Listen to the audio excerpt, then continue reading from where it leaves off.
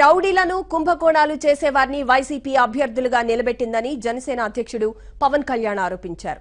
విజయనగరం ఎన్నికల సభలో ఆయన మాట్లాడారు. బొత్సపై విమర్శలు చేశారు. అధికారంలోకి వస్తే 3 లక్షల ప్రభుత్వోద్యోగాలను ఆరుస్తానంటూ పవన్ హామీ ఇచ్చారు.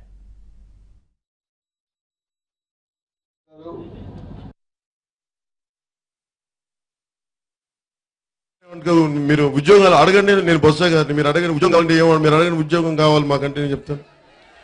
మీరు అడిగితే నేను సపోజ్ నేను బొత్స మీరు అడిగారు అనుకోండి, బొత్స గారు మాకు ఉద్యోగాలు కావాలని ఆయన ఏమంటారు? ఖచ్చితంగా మా సారా షాపులు ఇప్పిస్తాం మీకు చక్కటి ఉద్యోగం.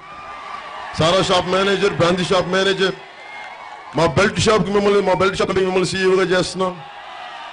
వాళ్ళ ఉద్యోగాలు ఇలాంటి. నేను రాగానే 6 నెలల్లో చేయగలిగేది వచ్చి రాగానే 3 లక్షల ప్రభుత్వ ఉద్యోగాలని భర్తీ చేసే బాధ్యత నేను తీసుకుంటాను 6 నెలల్లో.